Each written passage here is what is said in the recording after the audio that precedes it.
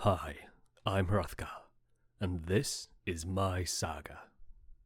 In today's tale, The Northman. The Northman has tried very, very hard to make this film about Vikings very, very Viking. The Northman is an absolute masterpiece. Never before have I been so viscerally moved by a piece of cinema. I cannot stress enough that The Northman is probably the best movie about Vikings ever committed to film, and I say that as a super nerd on the subject, but don't take my word for it. Go and see the film. I beg you, go and experience what I have just experienced in Odin's name, and tell me you disagree with my assessment.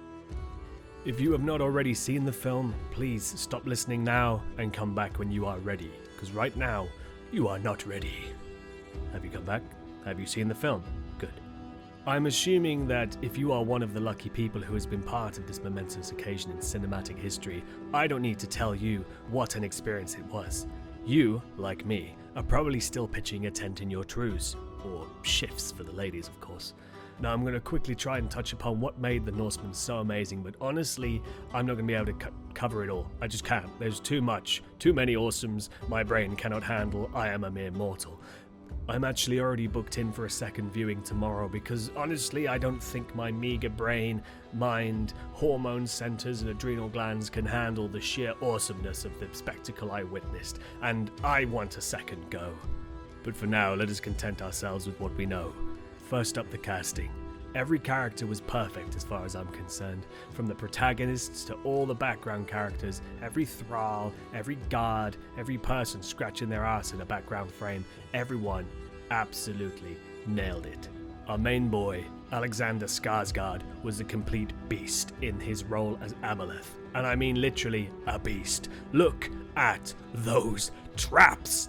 Man, damn, he is freaking jacked in this film. I'm not gay normally, but that is one sexy looking man right there.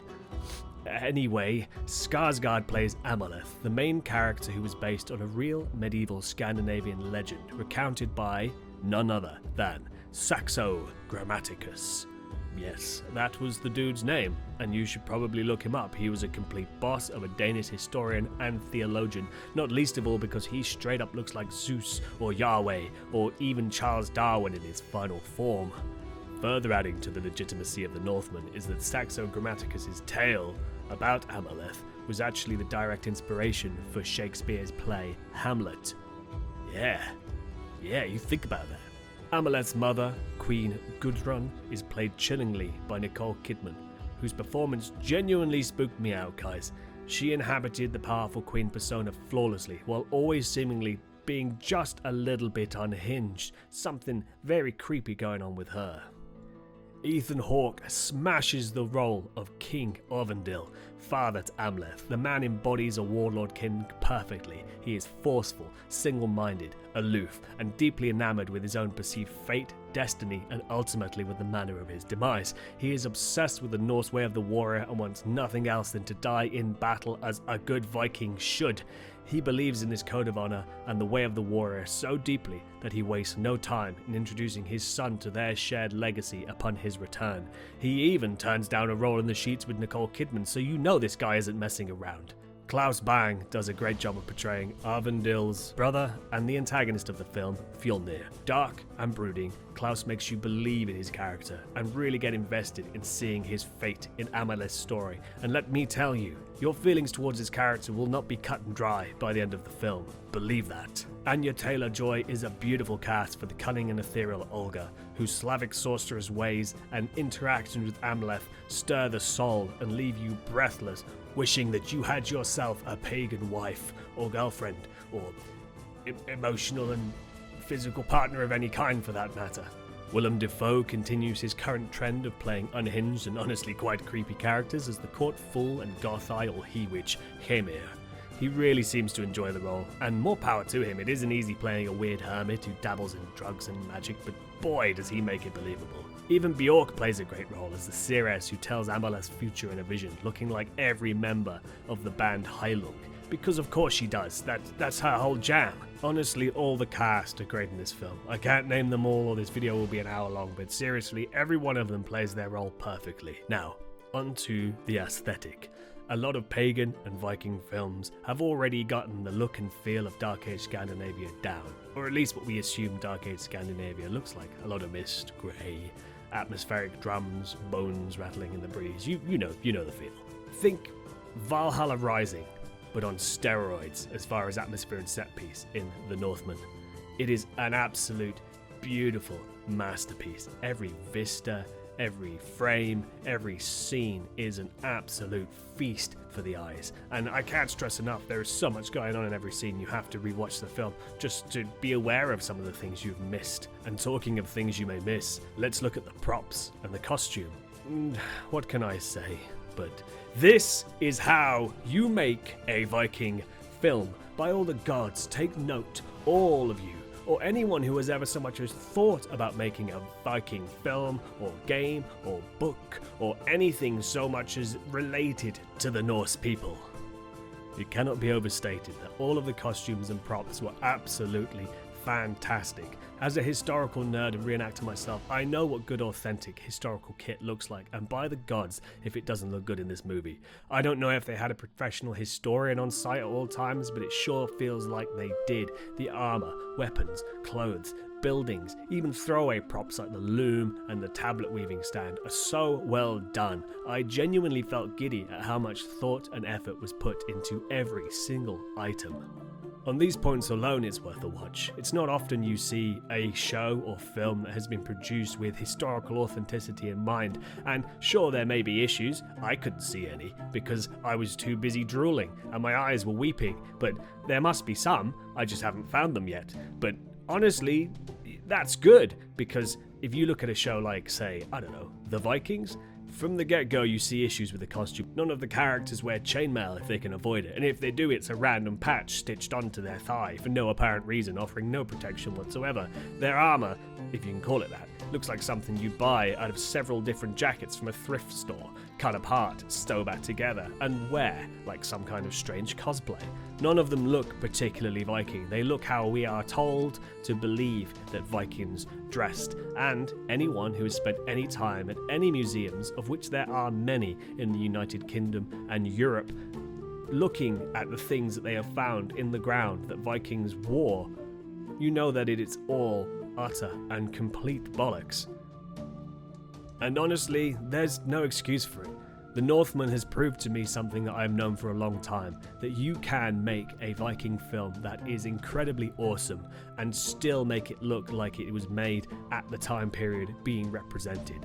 You don't need over-the-top stupid costumes. You need simple things. Tunics, chainmail, beaten up looking helmets and shields, swords and axes that are based on historical finds. Honestly, it makes me cry at how many missed opportunities there may have been in some of our favourite historical Viking movies when it comes to the props department. I don't know who is telling the costume designers that it is okay to dress their Vikings up like people who have only vaguely ever heard of a Viking and can't distinguish a Viking from a biker, but they need to stop. They have to stop. The Northman is now the new standard by which every Viking movie will be judged from this point forward. And honestly, I think this is good. It is a historical milestone insofar as how you can correctly portray a time period while making it an absolute festival of gore and awesomeness. So this leads us on to the plot. Now, I'm not going to do a scene-by-scene breakdown. I'm not even going to give you a huge over-the-top synopsis of what happens, but essentially, this story and the legend of Amaleth is a revenge tale. Amaleth's father is murdered by his brother, Fjolnir. That's not a spoiler, that was in the trailer. Get over it. Now, what you may not know is that after that, Amaleth flees. He flees and goes into exile. He leaves his land and vows to return to avenge his father, to save his mother, and to kill Fjolnir. But he gets sidetracked. He ends up in the employ of the Rus Vikings. Now, the Rus were a faction of Vikings which established martial law over the Slavic tribes of what is today modern Russia and the surrounding territories. Now, as he was a part of that warband, he was recruited and trained to be a berserker. the skin-changing, vicious barbarian warriors who wear wolf skins instead of armor and are used as shock troopers in battle. And honestly, the raid scene just after he was introduced to adult Amaleth is harrowing. So well done, and you know what I'm talking about. That spear catch, boy. Whew, that spear catch, boy. Now, Amaleth hates his new role. He doesn't feel he's fulfilling his destiny, and it's here that the Norns step in.